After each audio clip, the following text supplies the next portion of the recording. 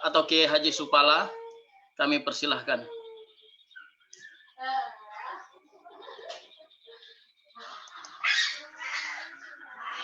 Bismillahirrahmanirrahim. Assalamualaikum warahmatullahi wabarakatuh. Waalaikumsalam warahmatullahi wabarakatuh. Innal hamdalillah nahmaduhu wa nasta'inuhu wa nastaghfiruh wa na'udzu billahi min sururi anfusina wa min sayyiati a'malina may yahdihillahu fala mudhillalah wa may yudlil fala hadiyalah. Asyhadu an la ilaha illallah wahdahu la syarikalah wa asyhadu anna Muhammadan abduhu wa rasulah nabiyya ba'da. Allahumma sholli ala Muhammadin wa ala alihi wa ashabi ajmain amma ba'd. Alhamdulillah, yang saya hormati Ayahanda Ustadz Subhan Al-Banjari selaku Ketua Majelis Tabligh PDM Kutai Timur ya. Insyaallah bisa silaturahim dengan Ayahanda. Yang saya hormati Ustadz Yakub, rekan-rekan semua. Alhamdulillah pada malam hari ini saya bisa silaturahim dengan rekan-rekan semua dalam rangka acara pengajian. Mudah-mudahan pada malam hari ini kita sama-sama diberkahi oleh Allah Subhanahu wa taala. Ustadz Yakub, rekan-rekan semua dan juga Ustadz Subhan, terlalu berlebihan ya sesungguhnya. Saya belum pantas menyandang gelar Kiai Haji ya. Terlalu berlebihan. Jadi saya ini hanya Ustadz kampung yang hanya mengajari anak-anak tentang alif ba ta sa seperti itu. Insyaallah sedikit demi sedikit, insyaallah mudah-mudahan wawasan kita semakin bertambah. Jamaah yang dimuliakan Allah, pada malam hari ini tema yang akan diangkat itu tentang keluarga sebagai basis kader. Saya ingin membacakan 2 ayat Al-Quran sebagai landasan teologis kita, bahwa keluarga itu merupakan betul-betul fondasi, betul-betul basis gitu. Bagaimana bermula sebuah peradaban itu adalah dari keluarga, seperti itu. Yang pertama adalah Quran surat At-Tahrim ayat 6 ya. Kita pun tentu tahu dan sudah menguasai atau menghafalnya. A'udzubillahi minasyaitonirrajim. Bismillahirrahmanirrahim. Ya ayyuhalladzina amanu qu anfusakum wa ahlikum nar. Waquduhan nas wal hijarah 'alaiha malaikatun gilazun sidad la ya'sunallaha ma amarahum fayaf'aluna ma yu'mar. Artinya, hai orang-orang yang beriman, peliharalah dirimu dan keluargamu dari api neraka yang bahan bakarnya adalah manusia dan batu. Penjaganya malaikat-malaikat yang kasar, keras ya, dan tidak mendurhakai Allah terhadap apa yang diperintahkannya kepada mereka dan selalu mengerjakan apa yang diperintahkan. Nah, kemudian ayat yang kedua adalah Quran surat An-Nisa itu ayat 9. A'udzubillahi minasyaitonirrajim. Bismillahirrahmanirrahim.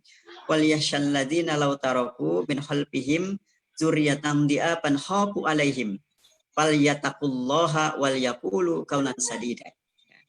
Dan hendaklah takut kepada Allah ya, orang-orang yang seandainya meninggalkan di belakang mereka anak-anak yang lemah, yang mereka khawatir terhadap kesejahteraan mereka.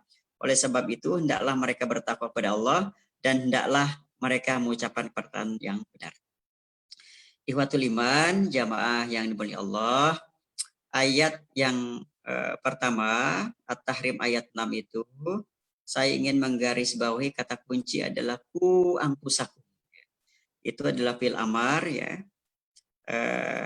Peliharalah gitu. Anfusakum dirimu, wahlikum dan keluargamu itu. Setelah kita pribadi kita itu menjadi pribadi yang betul-betul soleh-soleha itu seperti itu. Kemudian kita membina keluarga kita menjadi keluarga yang sakinah mawaddah warahmah, gitu ya. Insya Allah gitu. Nah, disitulah mulai bersemi, disitulah mulai kita semai itu. Peradaban yang pertama itu. Nah, makanya bahkan Rasulullah mengingatkan kepada kita bahwa apa itu baiti jannati, ya. Rumahku adalah surgaku.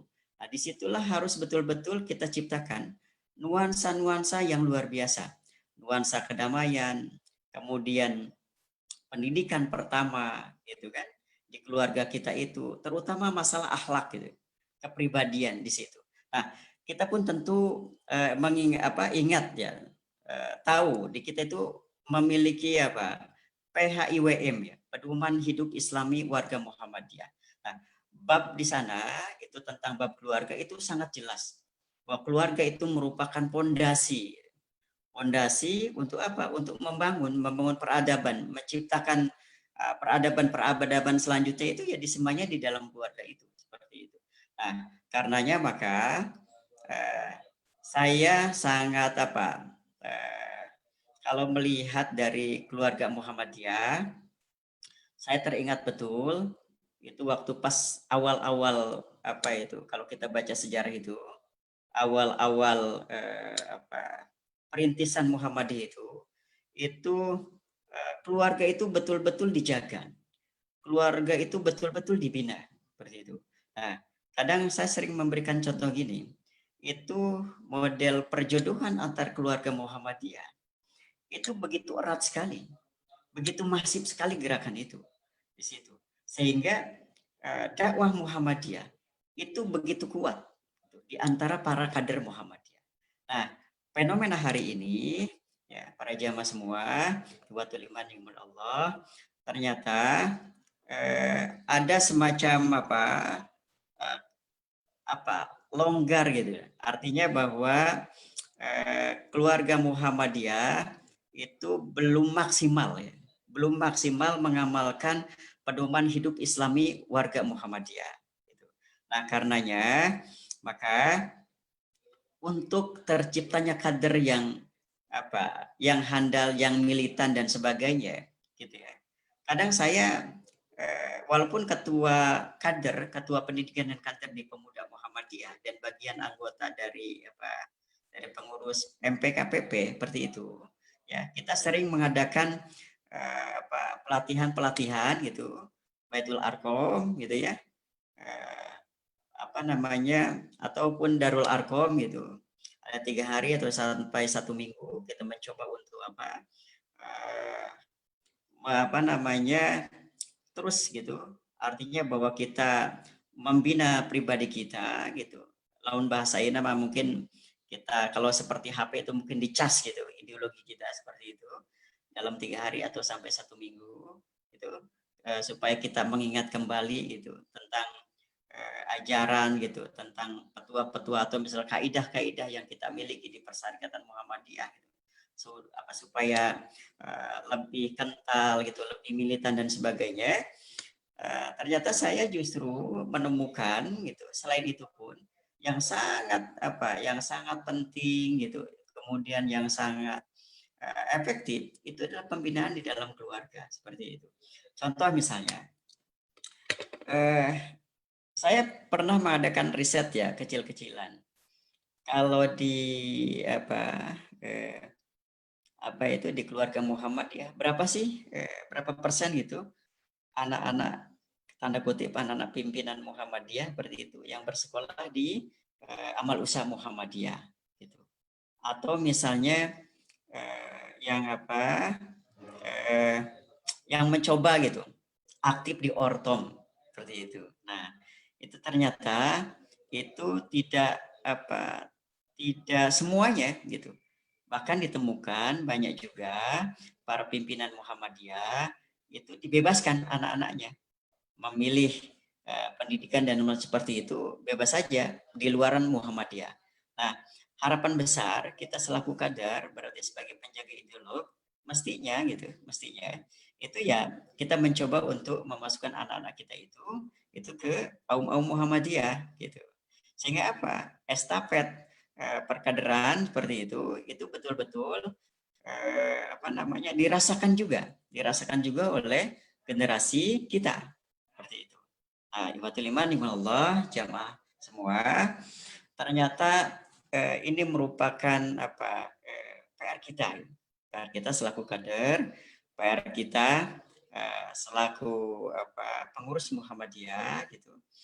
Mubalik Muhammadiyah, alangkah bagusnya setelah kita mencoba untuk terus gitu bahasanya adalah memantaskan pribadi kita, memantaskan diri kita dengan keilmuan gitu ya, keislaman yang teguh, akidah yang teguh dan sebagainya seperti itu. Kemudian kita membina keluarga kita itu dengan dasar-dasar keislaman yang kuat, yang kokoh gitu. Ya, pedoman hidup Islami itu seperti itu ya. Kita coba gitu, kita kenalkan anak-anak kita itu dengan kemuhammadiyahan. Nah, bagusnya gitu. Kadang saya bermimpi gini. Memang telah ada ya, ada satu buku mungkin Ustadz Subhan atau Kang Yakub pernah membaca itu terbitan apa ya, PDM Jogja ya, Selamatkan Keluarga Muhammadiyah ya. Nah, ini saya melihat apa ya, ada satu ruang yang cukup apa ya, yang cukup menjadi perhatian buat kita, menjadi perhatian buat kita. Ternyata ada problem di sana ya, ada problem, ada banyak hal yang betul-betul harus kita seriusin, terutama masalah keluarga di Persyarikatan Muhammadiyah itu, ikatan atau kohesivitasnya itu mulai kendur gitu, mulai longgar. Nah, karenanya maka kita mencoba untuk menata kembali. Mudah-mudahan kita coba untuk terus menggali tentang keislaman kita, tentang kemuhammadian kita kenalkan dengan keluarga kita gitu, kepada istri kita, kepada anak-anak kita gitu ya. Seperti itu. Kalau bisa kita memiliki kurikulum keluarga ya. Kurikulum keluarga, ada buku-buku buku-buku primer ya. Selain misalnya Al-Qur'an, kemudian juga hadis Rasulullah gitu. Kita kemudian kita kenalkan keluarga kita itu dengan sejarah gitu, dengan tarikh Rasulullah gitu, para sahabat dan sebagainya. Kemudian kita kenalkan keluarga kita, istri atau suami kita atau anak-anak kita itu dengan kaidah-kaidah Muhammadiyah, dengan buku-buku ya, buku-buku yang semakin kita ini makin cinta terhadap Islam dan Muhammadiyah. Nah, jadi misalnya di sana kita kenali misalnya dengan tokoh-tokoh Muhammadiyah, baik itu tokoh-tokoh nasional ya, ataupun misalnya tokoh-tokoh lokal gitu, seperti itu. Kemudian dengan ortomnya gitu kan, ada cerita-cerita dan sebagainya seperti itu. Nah, jadi kalau bisa kita telah di keluarga itu betul-betul, saya kira ikatan antara sesama kader kemudian sesama keluarga Muhammadiyah itu semakin erat seperti itu. Nah, jangan sampai apa yang tadi yang saya bacakan itu dalam Quran surat An-Nisa ayat 9 itu, kita memiliki anak-anak kita itu dalam keluarga kita itu memiliki generasi yang lemah gitu. Seperti itu. Lemah imannya, lemah akidahnya gitu kan. Kemudian juga lemah ilmunya, lemah ekonominya, semuanya serba lemah. Padahal kita itu harus betul-betul menjadi muslim yang kuat gitu. Muslim yang kuat, muslim yang taat, seperti itu. Dan insya Allah mudah-mudahan kalau misal kita coba untuk membuat kurikulum tadi gitu, kemudian kita praktekkan, kita laksanakan seperti itu ya.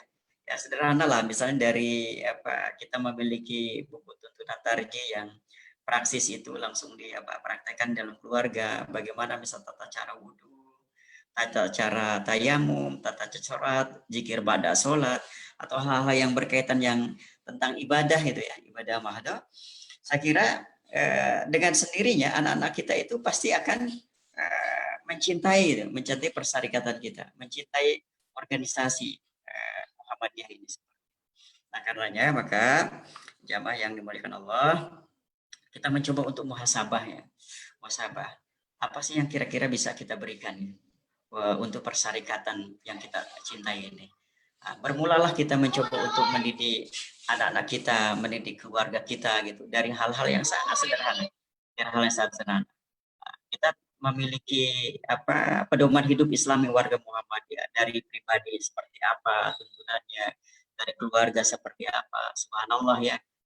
Misalnya kita secara berorganisasi etikanya bagaimana, kemudian juga sampai ke berbangsa dan bernegara, cinta lingkungan dan sebagainya. Itu sudah sangat lengkap sekali dalam pedoman hidup Islami warga Muhammadiyah.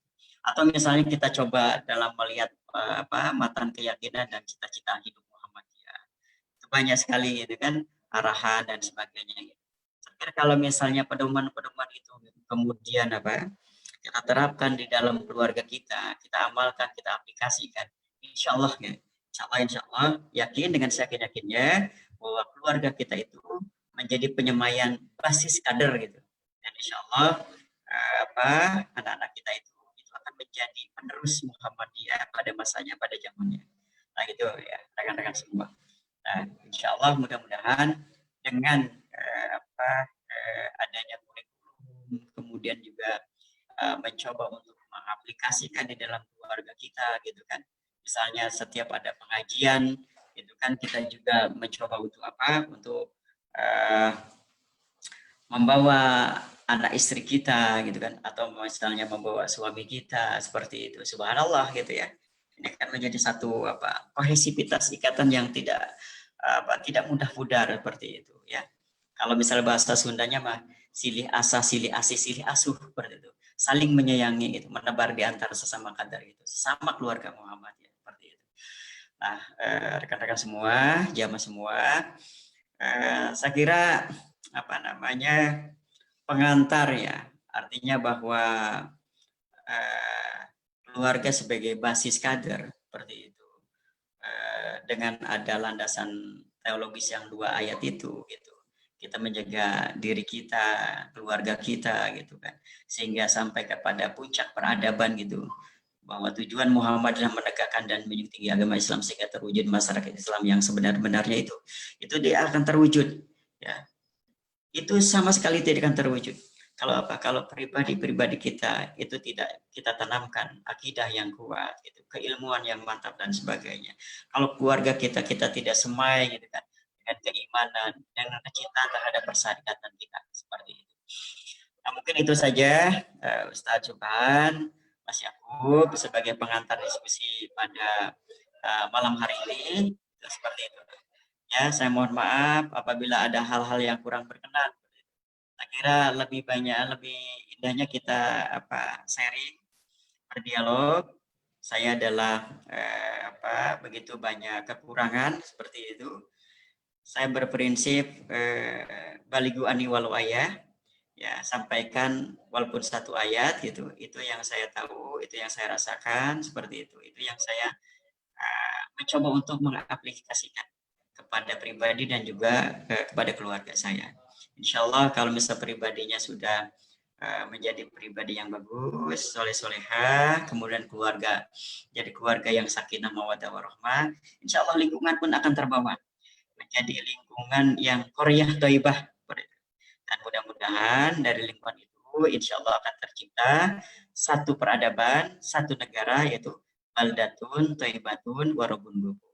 Harapan besar, cita-cita Muhammadiyah itu akan tercapai, menegakkan dan menjunjung agama Islam sehingga terwujud masyarakat Islam yang sebenar-benarnya, dan mampu insya Allah Muhammadiyah itu menghantarkan umat Islam itu sampai ke gerbang Jannatul Na'im. Itu saja mungkin saya kok. Ya. Mohon maaf apabila ada hal-hal yang kurang berkenan. Insya Allah mungkin kita lebih banyak dialog ya. Insya Allah itu saja. Nasrul minallah fatul qarib wa basyiril mu'minin. Assalamualaikum warahmatullahi wabarakatuh. Waalaikumsalam warahmatullahi wabarakatuh. Ya demikian pengantar kajian yang disampaikan oleh Ustadz Sufala. Ya, saya kira dengan tema keluarga sebagai basis kader, ya ini memang materi yang sebenarnya tidak bisa kita abaikan ya, karena pondasi sebuah bangunan itu harus memiliki pondasi dan juga pancangan yang kuat, cakar ayam yang kuat, ya, atau semacam jejaring di bawah bangunan itu. Ustadz Afwan, tidak terdengar nih suaranya. Oh, saya nggak terdengar kah? Kurang terdengar suaranya. Oh, Kedengaran? Ya, kurang terdengar. Nggak kedengaran kok? Ya, aku kedengaran sekali. kedengaran ya. Baik, ya mungkin jaringan mungkin. Ini musim demo, Pak. Oh iya, iya. Jadi saya pikir terkait dengan bangunan itu ya, ketika semakin tinggi bangunan itu menerpa, maka semakin tinggi bangunan itu maka pondasinya harus semakin kuat dan semakin bagus tiang pancang dan juga hal-hal penopang seperti cakar ayam atau bebatuan yang digunakan.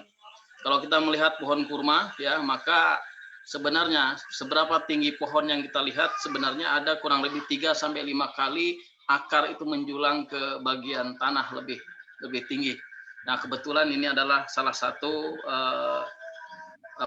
yang saya tekuni hari ini untuk semacam pembudidayaan daripada tanaman. Baik, ada beberapa catatan yang bisa saya petik ya. Yang pertama ada 2 poin utama, yaitu yang pertama adalah bagaimana kita melindungi kita dan keluarga kita yang tentu dari ancaman siksa neraka. Dan yang kedua adalah bagaimana kita tidak meninggalkan keturunan yang lemah. Artinya kita harus kuat generasi kita ya, baik dari anak cucu kita atau tentu generasi daripada perserikatan kita, yaitu kuat iman, kuat ilmu, kuat fisik, dan juga tentunya kuat amwalnya bila perlu. Tapi itu adalah opsi yang terakhir. Maka kalau pada masa lalu ya, di masa-masa awal perintisan Muhammadiyah berdiri, ada satu tradisi ya, bagaimana perjodohan sesama kader Muhammadiyah. Kemudian bagaimana kurikulum keluarga ya, kita punya teladan seperti Luqmanul Hakim ya tentunya, dan ada hal juga perilaku bagaimana memperkuat persyarikatan kita. Ya, kalau kita sebagai kader, sebagai pimpinan, ya tentu sebagai pengurus ya, persyarikatan ini, salah satu komitmen kita adalah bagaimana memajukan amal usaha yang kita bangun untuk membangun kepercayaan dari pihak luar. Ini juga menjadi catatan penting, saya kira. Nah, mungkin selanjutnya, saya kira menarik ya, ini terkait dengan materi pada malam hari ini, keluarga sebagai basis kader. Nah, kami buka diskusi dari Bapak-Bapak. Kalau yang Facebook, mohon maaf, mungkin saya tidak bisa akomodir ya. Siap menjadi mustamid, tapi yang di Zoom silahkan, untuk yang akan bertanya silahkan. Silahkan acungkan tangan di tombol reaction sebelah kanan bawah. Silahkan.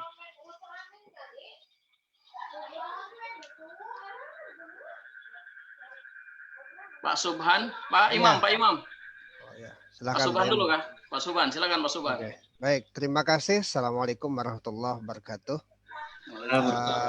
Saya bersyukur sekali pada malam hari ini ketemu dengan Ustadz Supala yang saya pikir kata orang kedewasaan tuh bukan kepada umur ya, tapi kedewasaan itu adalah karena kematangan pikiran, dan saya melihat itu ada pada diri Ustadz Supala gitu ya. Saya bisa saja 50-an mendekati, kalau Ustadz Nur Khalis 52 kan. Tetapi sekali lagi dalam hal ilmu bisa saja saya berada di bawah dari beliau. Ada yang menarik dari pernyataan atau apa yang diungkapkan beliau ini, setidaknya saya mencatat ada 2 atau 3 ya.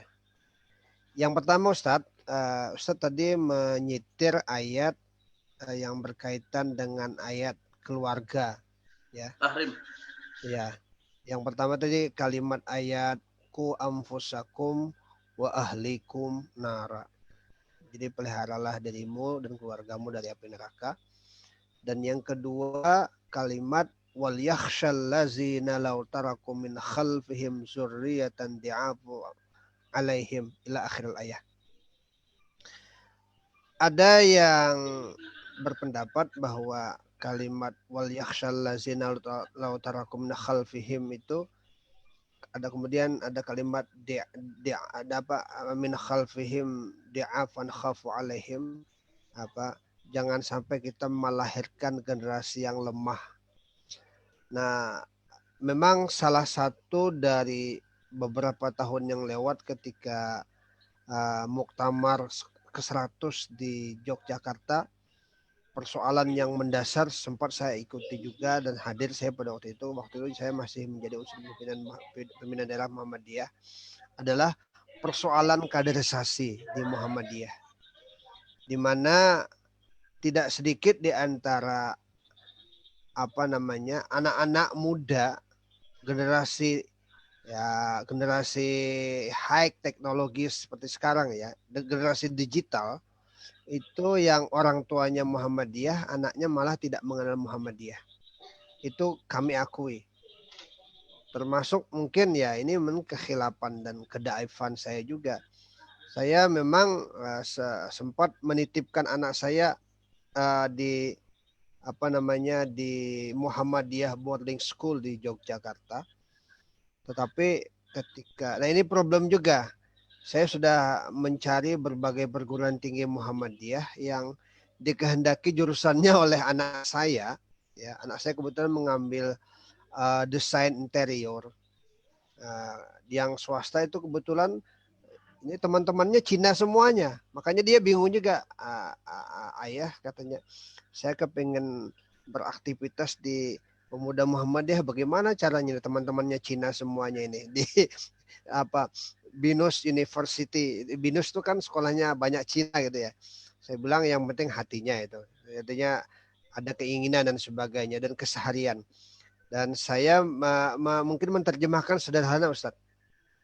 Jadi bagi saya setidaknya kita mewariskan kepada generasi kita, terutamanya anak-anak kita, keluarga kita, adalah perilaku bagaimana kita mungkin keseharian kita. Ya, termasuk dalam hal mungkin menunaikan ibadah sholat dan sebagainya, kebiasaan membaca Al-Quran dan sebagainya. Itu yang paling sederhana menurut saya. Cuman memang untuk diketahui juga, saat beberapa tahun yang lewat pas saya pulang ke Jogja, saya ini kan orang banyak tapi saya orang Jogja, Ustaz. Pas saya pulang ke Jogja memang saya merasakan sendiri beberapa waktu itu ketika saya mengantar keluarga berobat ke Rumah Sakit Muhammadiyah di Bantul yang terkenal itu, yang dulu pernah diresmikan oleh Pak Amin Rais, PKU Muhammadiyah Bantul, sangat terkenal. Pada waktu itu ada seleksi penerimaan karyawan. Nah di situ memang agak ketat sekali.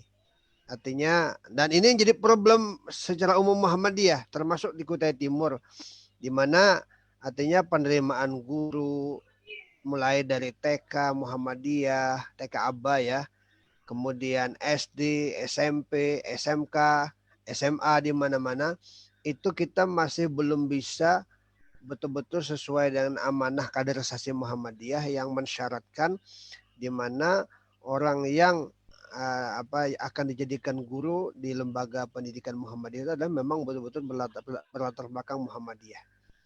Saya pikir kasus itu bukan hanya di Sangatta, tapi kasus itu hampir di seluruh Indonesia, di mana banyak sekali orang-orang yang bukan Muhammadiyah malah bergabung sebagai pendidik di Muhammadiyah. Sehingga memang problemnya apa? Mereka itu tidak sepenuhnya ya mengerti dan memahami, bahkan mungkin tidak sepenuhnya mengamalkan apa yang disampaikan yang sudah menjadi kebiasaan bermuhammadiyah. Itu memang problem yang pertama. Itu komentar saya yang pertama. Komentar saya yang kedua,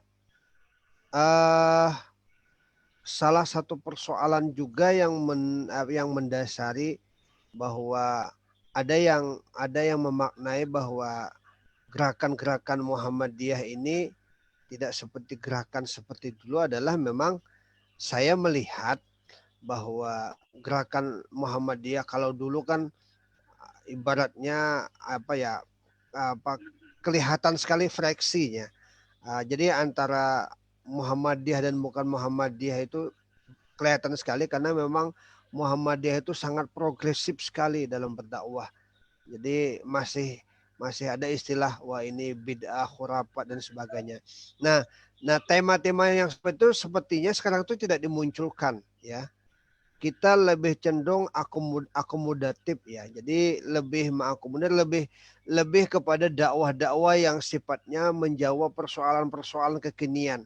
Sehingga istilah bid'ah, khurafat, tahayul dan sebagainya itu seperti jarang bahkan di pengajian Muhammadiyah kita sendiri sudah jarang sekali istilah itu disebut. Kita lebih melihat kepada persoalan-persoalan misalnya bagaimana kemiskinan, seperti misalnya barangkali ya omnibus law dan sebagainya ya. Kalau melihat ya kemudian ya ini lebih kepada kita menjawab persoalan-persoalan yang memang mengharuskan kita berpikir lebih kreatif itu loh. Itu yang saya pikir sehingga ya menjadi persoalan juga bagi kita. Saya pikir itu yang menjadi tanggapan saya, Ustaz. Mohon maaf agak panjang. Terima kasih. Assalamualaikum warahmatullahi wabarakatuh. Waalaikumsalam warahmatullahi wabarakatuh. Ya, Saswan, saya kira ini ada diskusi, ada juga komentar ya, yang juga perlu ditanggapi oleh Ustaz Supala. Yang pertama terkait dengan karakteristik dakwah kita, yang mana dari sisi amal usaha, ya tentunya sempat disinggung tadi ya, agak privat sebenarnya ini pembahasannya. Misalnya ternyata banyak orang non kader atau non Muhammadiyah tuh banyak bergabung di amal usaha kita. Nah, yang kedua adalah terkait dengan karakteristik gerakan. Ya, kalau dulu kita dikenal dengan gerakan anti TBC.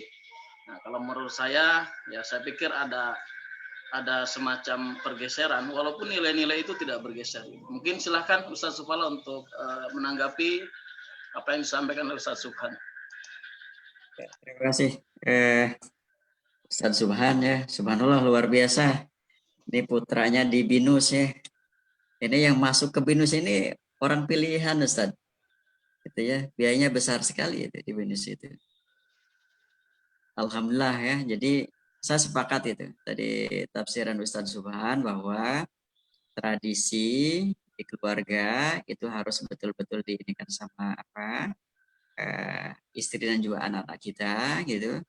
Jadi kalau misalnya mereka sudah kuat akidah dan kaderisasi di keluarganya, itu, apalagi misalnya alumni atau sekolahnya dulu adalah Muhammadiyah, tentu memiliki al-Islam dan kemuhammadan yang mantap seperti itu. Jadi kalau misalnya sudah kuat seperti itu, nimba ilmu dimanapun gitu, walaupun misalnya di di lembaga sekuler gitu, di persekuler atau apa, insya Allah gitu, justru akan mewarnai gitu, akan mewarnai karena sudah menjadi sebuah kepribadian. Nah, terkait dengan banyaknya amal usaha ya Aum itu banyak justru di non kader gitu dibina atau misalnya banyaknya non kader di Aum itu, sehingga memang kadang ini menjadi satu PR besar kita gitu. Satu sisi para pimpinan kita itu ingin bahwa Aum itu dikelola secara profesional gitu. Sisi yang lain ternyata kader kita itu dalam hal keilmuan gitu itu belum ada dalam keilmuan yang diharapkan atau misalnya keilmuan yang dibutuhkan gitu. Kebanyakan kader-kader Muhammadiyah itu ya keilmuannya ya tapakupidin itu, keislaman semua rata-rata gitu. Tapi kan hari ini kita memiliki amal usaha bukan cuma hanya yang bernuansa keislaman saja, tapi kemudian wilayah-wilayah misalnya keumuman juga begitu banyak, sehingga para pimpinan itu ya mohon maaf nih kadang perlu dikritisi juga gitu. Satu sisi kader memang yang paling berhak gitu kan. Kader itu kan sebagai pelopor, pelangsung dan penyempurna amal usaha Muhammadiyah atau penyempurna gerakan Muhammadiyah ya, seperti itu. Estafet kepemimpinan itu ada di kader gitu. Tapi hari ini justru Aum-Aum itu banyak dikelola atau dipimpin oleh non kader seperti itu. Kalau toh misalnya ada, itu adalah orang-orang profesional yang kemudian dibina seperti itu. Bukan berasal dari kader memang awalnya itu terus menjadi kader seperti itu. Tapi harapan besarnya adalah ini sebagai PR besar kita selaku pimpinan, satu, kader memang harus kita fokuskan, tapi sekaligus harus kita profesionalkan seperti itu. Kalau kemudian Ki Dahlan mengatakan bahwa Muhammadiyah hari ini berbeda dengan Muhammadiyah yang akan datang. Teruslah bersekolah jadi guru, kembali kepada Muhammadiyah, jadi insinyur, magister, dan lain-lain kepada Muhammadiyah kembalinya. Seperti itu. Berarti pimpinan Muhammadiyah, pengurus Muhammadiyah harus fokus terhadap kaderisasi. Artinya kader-kader itu apa, kita support betul gitu, kita kasih beasiswa gitu kan, supaya mereka menjadi kader yang profesional, kader yang handal gitu. Sehingga makna bahwa sebagai pelopor, pelangsung, dan penyempurna gerakan Muhammadiyah atau amal usaha Muhammadiyah itu bisa tercapai. Tempatkan mereka sesuai dengan keilmuannya, seperti itu ya. Misalnya fokus di persyarikatan, kita siapkan kader-kader kita itu di struktur untuk mengisi struktur-struktur yang ada. Kalau misalnya adalah kader keumatan, kader kebangsaan, dan sebagainya juga sama, gitu ya. Kita harus betul-betul kita siapkan. Jadi bukan cuma hanya di struktur atau misalnya di amal usaha saja, tapi adalah di di bidang-bidang yang lain seperti itu juga harus betul-betul kita fokuskan dan kita siapkan sehingga kader-kader kita itu menjadi kader-kader yang profesional. Jadi kalau saja ini saya teringat betul ya pernyataan Ayahanda Dahlan Rais itu. Kalau saja setiap amal usaha Muhammadiyah, baik itu sekolah, universitas, gitu, atau misalnya aum-aum yang lain, ada 2% saja dialokasikan untuk kaderisasi. Ini luar biasa, ya. 2% saja, minta 2% seperti itu. Ini menjadi apa? Menjadi kekuatan yang besar ya, untuk terus gitu mengkader gitu kan. Bahwa kader itu tidak bisa ujung-ujung jadi, gitu. Tapi harus betul-betul dibina. Kalau misalnya tadi bahasa Pak Yakub itu seperti tanaman, ya. Mulai disemai, disiram, tumbuh gitu kan, terus kita pelihara gitu kan, sampai kemudian berbuah gitu kan, seperti itu, dan bisa dirasakan manfaatnya seperti itu. Dan memang kader itu adalah orang yang terpilih, bukan sembarangan. Makanya mudah-mudahan di daerah Kutai Timur itu persoalan kaderisasi itu harus betul-betul kita fokuskan seperti itu. Jadi adanya Baitul Arqam gitu, kemudian pengajian keluarga dan sebagainya.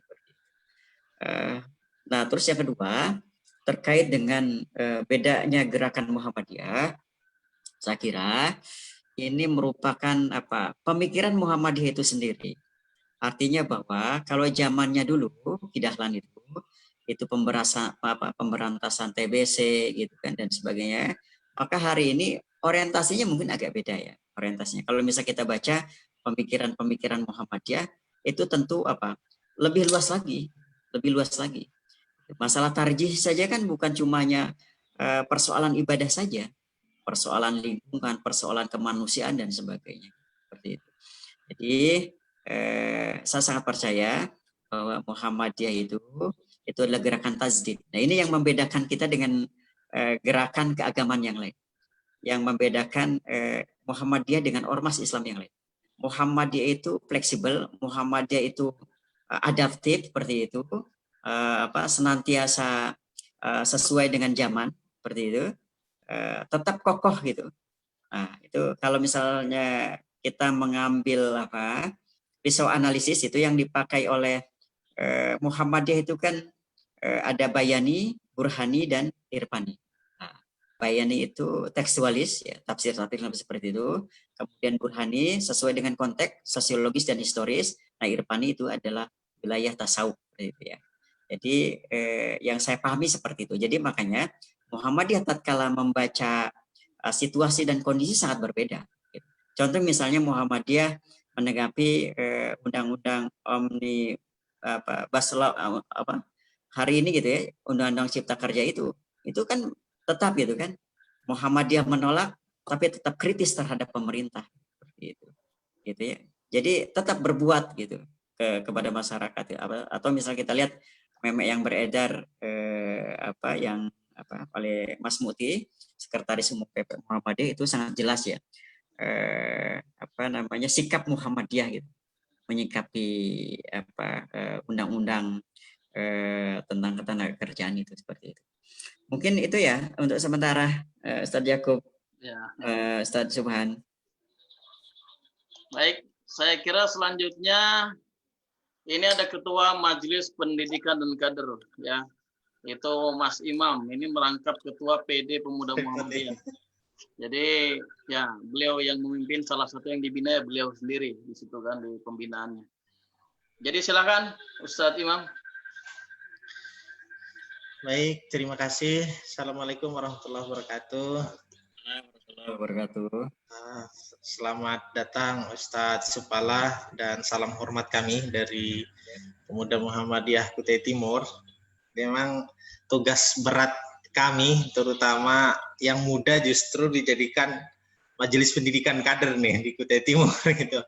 Baik, ada beberapa yang ingin saya curhatkan ini sebenarnya karena mumpung terkait dengan perkaderan, terutama di Kutai Timur ya.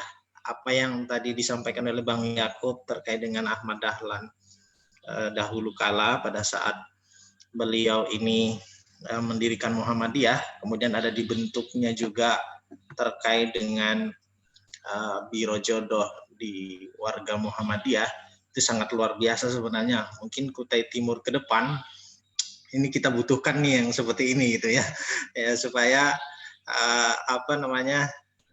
kader-kader yang notabene-nya sudah melakukan pendidikan di Pulau Jawa yang sudah dikirim oleh unsur-unsur daripada pimpinan daerah Muhammadiyah Kabupaten Kutai Timur, saat dia kembali pun juga di Kutai Timur, tentunya kita harus memikirkan ini bagaimana mereka bisa kita tempatkan baik di amal usaha ataupun di dunia kerja yang lainnya. Jangan sampai pada saat sudah kita kirim kader-kader kita sudah tugaskan mereka untuk melakukan pendidikan, baik itu yang ada di Kutai Timur sendiri ataupun yang ada di luar Kutai Timur, baik itu di Universitas Muhammadiyah Kalimantan Timur dan juga di Pulau Jawa. Tentunya kita juga harus sudah bisa memfollow up lagi gitu. Jangan sampai pada saat mereka selesai melakukan studi, justru kita pulangnya mereka kita tidak siapkan gitu. Kita tidak siapkan tempat mereka untuk pengabdian gitu. Ini yang menjadi perlu kita benahi bersama. Baik, Ustadz Supala, saya sepakat intinya terkait dengan materi kita pada malam hari ini bahwa sangat luar biasa tentang pengkaderan dalam Muhammadiyah. Itu diawalinya tentu dari yang menjadi kritis kita bagi kita sekarang adalah di lingkungan keluarga. Saya sepakat karena 2003 saya itu dikirim oleh pimpinan cabang Muhammadiyah yang ada di Kutai Timur, salah satunya di Kecamatan Kaliorang, itu menuju ke Kota Bontang saat itu, dan juga sangat luar biasa beberapa kecamatan-kecamatan yang ada di Kutai Timur yang dikirim untuk melakukan sebuah pendidikan perkaderan gitu di salah satu amal usaha Muhammadiyah. Nah, ada beberapa catatan. Saya melihat justru bahwa amal usaha Muhammadiyah yang melakukan sebuah pendidikan bagi generasi kader-kader mudanya, tentu pada saat mereka kembali tidak 100% apa yang seperti disampaikan oleh Ustadz Supala, bahwa memang banyak amal usaha Muhammadiyah di luar Jawa sana meluluskan ribuan bahkan ratusan ya, mungkin setiap tahunnya lulusan-lulusan baik dari kedokterannya dan sebagainya. Akan tetapi begitu diminta untuk kembali kepada Muhammadiyah, ini yang kita kesulitan mencarinya gitu ya. Nah mungkin gini yang akan lebih kepada langsung ke pertanyaan saya adalah terkait kebijakan. Kan kita sudah mengetahui sisi daripada kelemahan-kelemahan ataupun juga kelebihan-kelebihan daripada organisasi kita tentunya, baik itu tentunya dari regenerasi kader untuk sebagai penerus, pelangsung, dan penyempurna amal usaha Muhammadiyah di kalangan-kalangan mudanya. Tentu terus kita harus menjalin komunikasi yang baik itu dari unsur pimpinan yang ada di setingkat, baik itu cabang, ranting maupun daerah, terus dijalin komunikasi agar anak-anak yang melakukan studi-studi yang ada di luar dan sebagainya, pada saat mereka pulang kita bisa mengontrol kembali gitu pada saat liburan. Setidaknya mereka mengunjungi ayahanda atau para pimpinan yang ada di cabang, daerah ataupun di ranting di mana dia tinggal. Gunanya untuk apa? Kita mengetahui gitu. Oh, anak kita ini ternyata kita berada sedang menimba ilmu nih, seperti Ustadz Yakub, Ustadz Subhan, Ustadz Sirajuddin yang sangat luar biasa mengirimkan putra-putrinya ke Muhammadiyah boarding school yang ada di Yogyakarta, itu sangat luar biasa. Itu saat liburan pun juga mereka diajak bagaimana tetap berkomunikasi dengan para baik itu kalau di ortom-ortomnya ya, kalau yang di IMM mungkin di IMM, yang di IPM ataupun di Pemuda Muhammadiyah. Nah, ini supaya ada kolaborasi gitu, ilmu-ilmu yang dari luar, pengkaderan di luar bisa dikomunikasikan ke kami. Nah, pertanyaan saya adalah ini Ustaz, terkait dengan penerapan daripada Kiai Ahmad Dahlan saat beliau itu mengkader putra-putra terbaiknya di Yogyakarta, itu kan sangat luar biasa menggunakan pendekatan pembaruan. Apa yang kamu butuhkan gitu, bukan yang kita maunya apa gitu, tapi ditanya kepada para santrinya apa yang kamu butuhkan. Nah, mungkin ini juga bisa dijadikan diskusi kita, terutama bidang pengkaderan ya.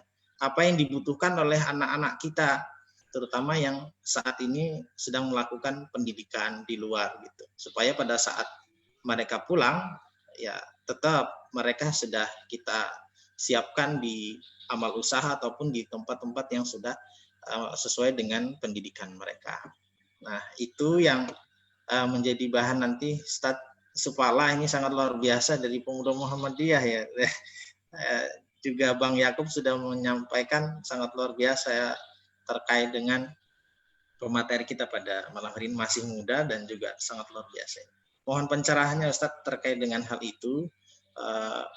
Kita sudah mengetahui permasalahan-permasalahannya dan kita sudah mengetahui kelebihan-kelebihannya, akan tetapi bagaimana cara meng-up kembali gitu supaya semangat kita terutama dalam hal mendidik keluarga kita dan juga anak-anak kita yang saat ini menimba ilmu di amal usaha Muhammadiyah ataupun di luar amal usaha Muhammadiyah.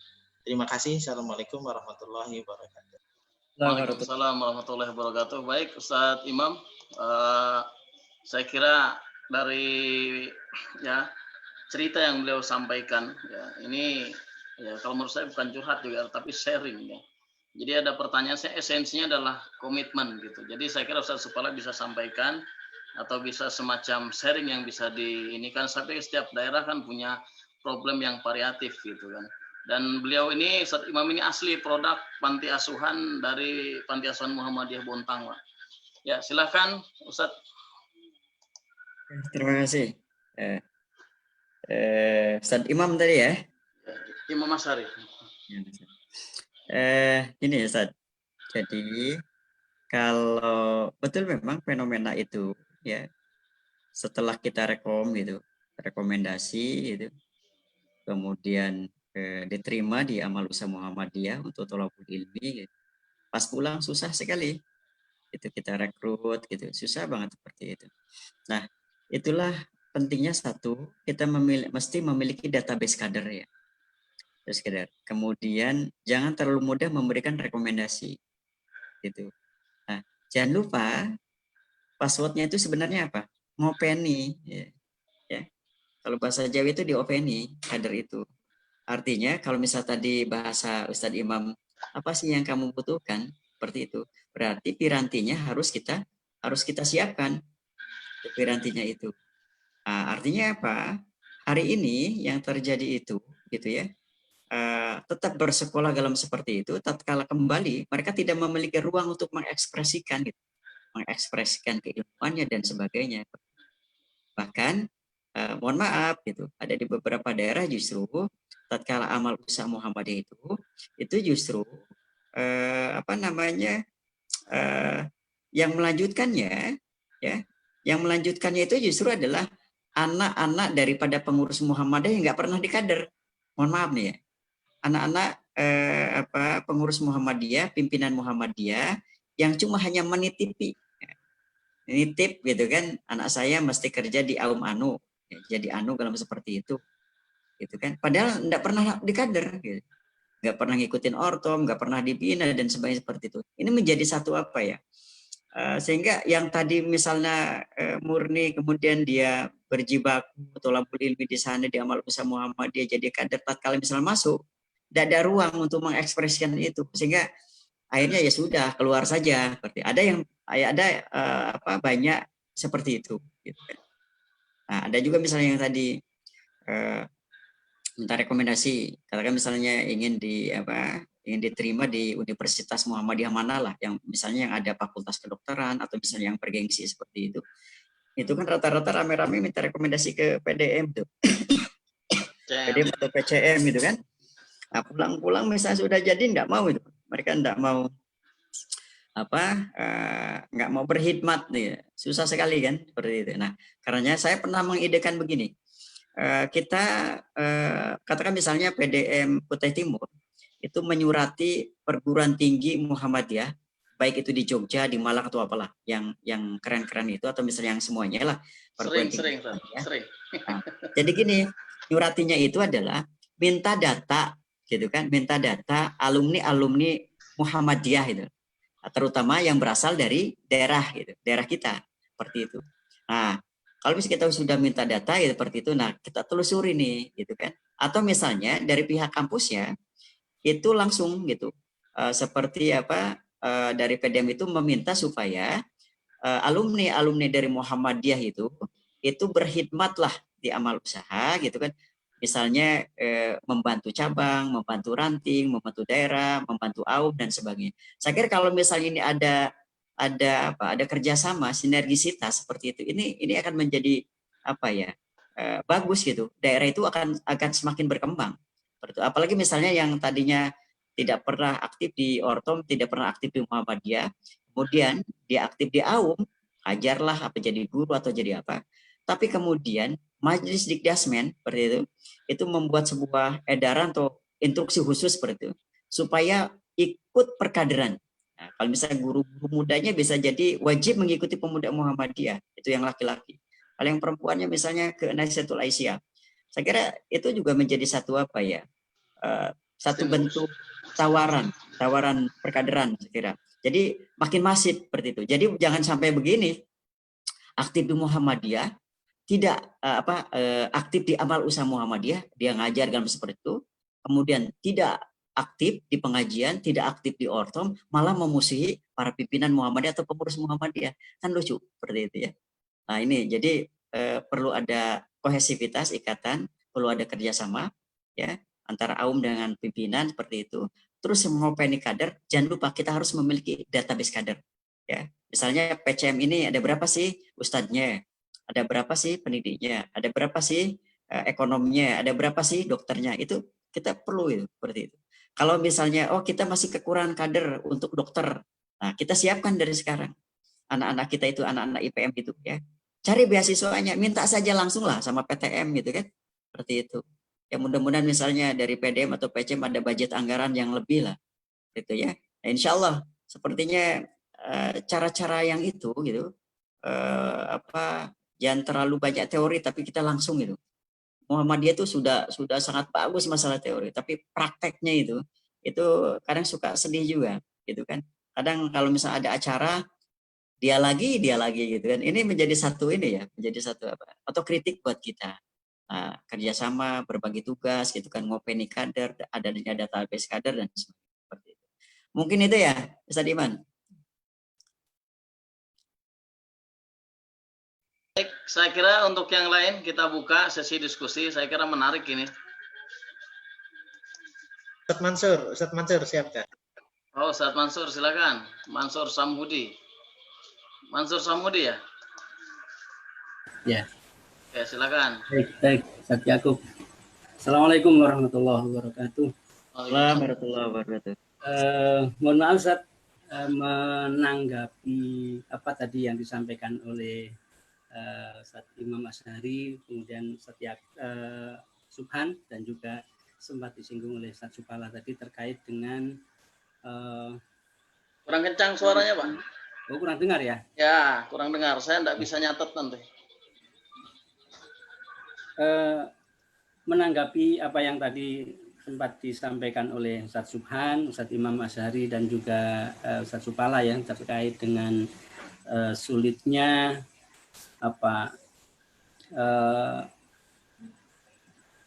orang-orang yang berada di AUM dan juga termasuk di dalamnya pendidikan yang punya background Muhammadiyah atau bahkan sudah di kader gitu ya. Nah, mungkin menurut saya memang kondisi seperti itu sulit ya untuk diwujudkan, apalagi di Kutai Timur. Saya tahu sendiri juga bagaimana mencari tenaga khususnya di pendidikan ini yang betul-betul sesuai dengan harapan gitu ya. Nah, mungkin bisa diterapkan bagi calon-calon pelamar, yaitu sudah ada kontrak kerja di sana bahwa mungkin bisa dibahasakan siap mengikuti pembinaan oleh apakah itu pimpinan daerah Muhammadiyah atau oleh sekolah, tapi dalam hal ini nanti yang mengcover adalah pimpinan daerah. Nah, pembinaan di situ saya kira mungkin bisa banyak macamnya, tapi seyogianya rutin ya, misalnya sepekan sekali itu harus mengikuti pengajian yang diadakan oleh PDM, atau bahkan mungkin mereka dikelompok-kelompokkan, karena memang kalau beberapa sekolah digabung jadi satu itu juga mungkin agak kurang efektif ya. Jadi bisa dibuat beberapa kelompok secara bergilir. Saya kira banyak sekali tenaga ayahanda para ustadz yang bisa mengcover itu, sehingga seperti tadi sempat disampaikan, jangan sampai ada orang yang bekerja di amal usaha Muhammadiyah, di pendidikan Muhammadiyah, tidak mengikuti kajian-kajian Muhammadiyah, tapi justru memusuhi, menyerang program-program atau pimpinan-pimpinan Muhammadiyah. Nah, ini barangkali bisa sedikit menjawab nanti kalau, tapi mungkin memang kalau diharapkan 100% keberhasilannya mungkin juga akan susah ya, tapi paling tidak dari beberapa sekolah yang ada di Kutai Timur ini misalnya, sekolah Muhammadiyah itu diterapkan model seperti itu. Jadi ada di dalamnya itu bagi calon pelamar itu juga sudah disodorkan kontrak kerjanya bahwa siap mengikuti pembinaan yang dilakukan oleh pimpinan daerah Muhammadiyah. Nah, sehingga mungkin itu bisa menjawab tadi kurangnya kader yang bisa mengembangkan Muhammadiyah di Kutai Timur khususnya, dan di wilayah lain pada umumnya yang kita harapkan bisa maksimal. Mungkin itu sedikit urun rembuk dari saya. Mohon maaf. Assalamualaikum warahmatullahi wabarakatuh. Waalaikumsalam. Saya pikir ini adalah masukan ya. Nanti silahkan Ustaz Supala ya untuk karena kebetulan nih beliau ada agenda lagi setelah ini ya di lingkungan beliau ya, tentunya ya untuk mengisi sesuatu ya. Jadi silahkan untuk direspon sekaligus closing statement. Silakan. Terima kasih Ustadz Yakub. Terima kasih Pak Ustadz siapa tadi? Saya lupa. Mansur Samhudi. Oke, Ustadz Mansur ya. Itu sangat bagus Pak. Ada semacam kontrak gitu ya. Setiap pelamar gitu ke AUM gitu. Itu hampir mayoritas memang ya ada gitu. Tapi dalam perjalanan selanjutnya itu kadang mereka lupa gitu apa yang mereka telah janjikan itu, apa yang mereka telah tanda tangani. Kadang kepentingan mereka itu lebih mereka dahulukan daripada kepentingan persyariatan. Ini sudah gejala umum. Karenanya maka para pimpinan AUM itu sinergi dengan apakah pimpinan cabang, daerah dan sebagainya seperti itu harus betul-betul terus gitu kita bina sampai mereka itu oh iya gitu ada kewajiban gitu, ada kewajiban saya gitu untuk menghidupi atau misalnya mengaktifkan Muhammadiyah dan sebagainya. Itu kan kita sebagai satu ikhtiar yang sangat terus kita lakukan seperti itu. Nah, rekan-rekan semua, jamaah yang dimuliakan Allah, mungkin inilah terakhir kita terus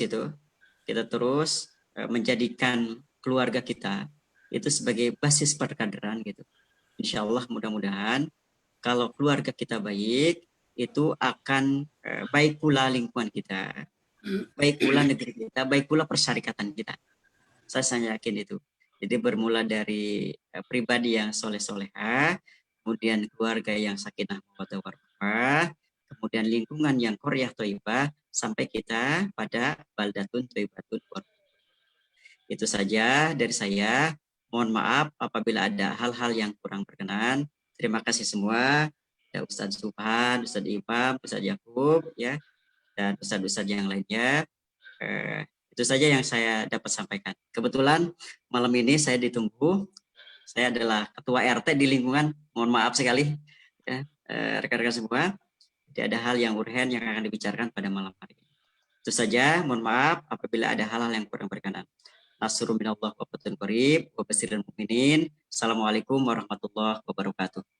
Waalaikumsalam warahmatullahi wabarakatuh. Terima kasih kepada Ustadz Supala. Tengah-tengah kesibukan beliau telah menyempatkan waktu untuk bersama-sama kita. Jadi saya sedikit menyimpulkan bahwa